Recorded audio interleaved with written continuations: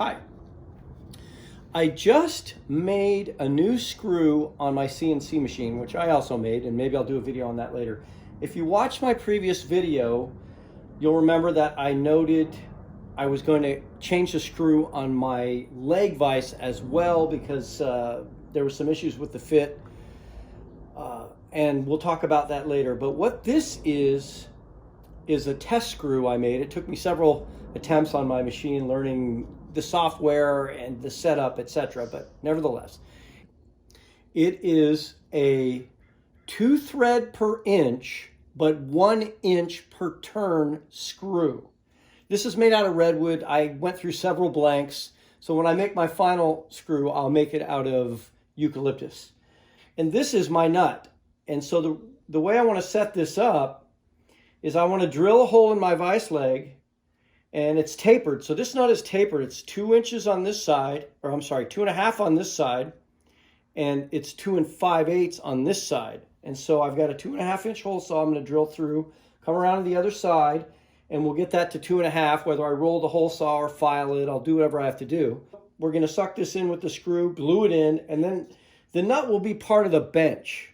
Not like what we've seen if you were to go buy one of these screws.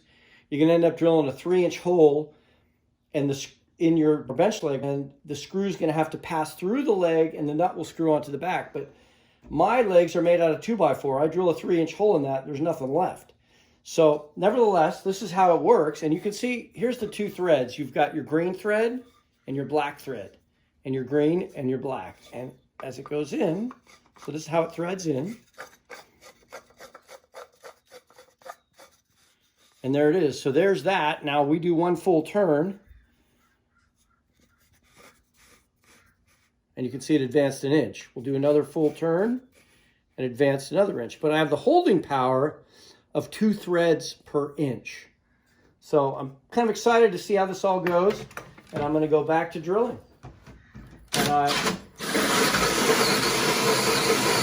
I'll catch you on the back side when I've drilled the back.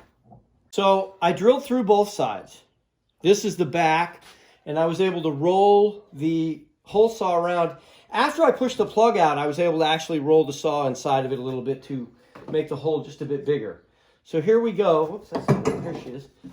Tapered. So this is 2.5 here, 2 5/8 here. Now we're going to bring it in. And there is your threaded nut in the leg. That can be glued in. And then your screw is going to go in just like so. And there you have it. You have a leg vise with the threads actually part of the leg. So I'm going to glue this up. I'm going to use the actual vise chop. I'm going to set this up and use it to pull this in nice and secure with the glue. We'll let it dry and then we'll see how it functions tomorrow. So here it is. So I've coated it with glue. I'm going to try and kind of get it this way, but I'm going to stick it in, slide it in, and then I'm going to see how far I can push it, keeping it lined up. And there it is. I don't want to snug this guy up too tight. Now, I have my vise chop from my leg vise. Forget this screw. It's a throwaway screw in the head and everything, but I'm going to put it in, and I want to actually use the screw to set this, and I want to see how well this goes, how easy it is to install, because I'm going to be putting this in my bench, how well it works before I drill a gigantic hole in my bench. Just to put some pressure on it.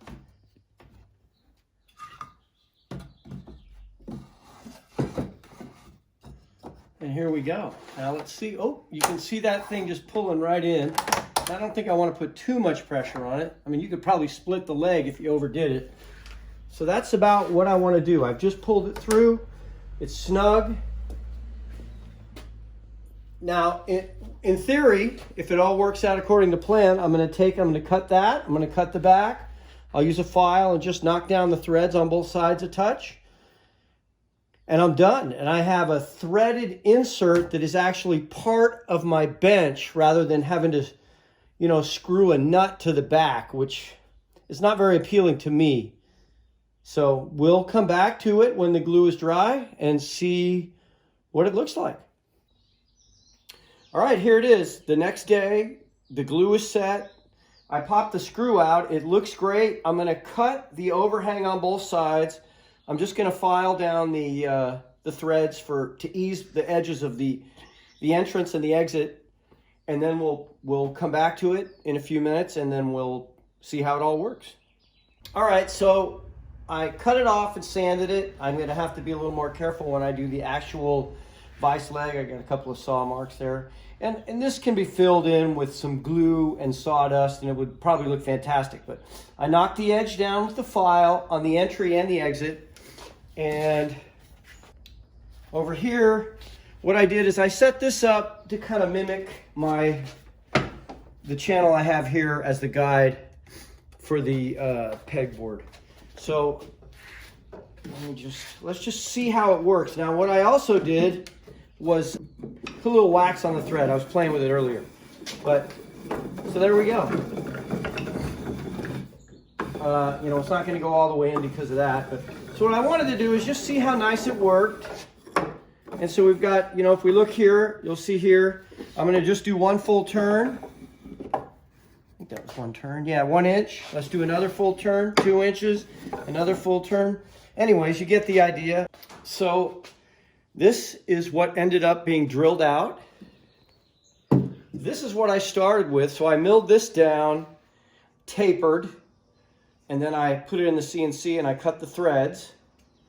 This is the blank that I started with for the screw portion, also done on the CNC. I made a dowel first with the CNC with 1 bit, and then I cut the threads.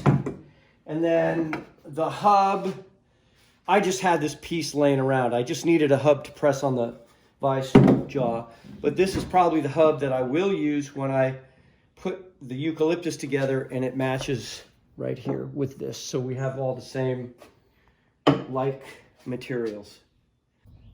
So another thing I wanted to do was just see what kind of holding power. You know, I'm going to really put some force on this thing because it's my test. Even though it's made out of redwood and the threaded insert is Douglas fir. So these are soft woods compared to what I'm going to use, which will be eucalyptus when I make my final. And since I don't have a peg set up, I'm going to have to just use 2 boards. But let's just put a little bit of real force on this guy. That's some serious force right there. Well, you can't go by that, but. So yeah, I think it turned out pretty darn good. I'm glad that I did the test run first. And one of the things I think I've learned here, I had to mess with my garter. So what I did is initially I thought I would use this garter on the screw, but I didn't measure properly, so I'm going to have to mark that. And I think the other thing I might do, when I place this, I squared perfectly around. So this is perfectly level, if you would say, if this was level. You know, it's perfectly square to the face. But I may just drop the back as much as 1/8 of an inch, 1/16 or 1/8, because there is a little bit of play in here. And as the vise comes out, it wants to hang down. And I'd rather have it up. I don't want to drag it on the floor, even though that's not that much. And that's about it. So this is what's going to happen. I wanted to test this first, obviously.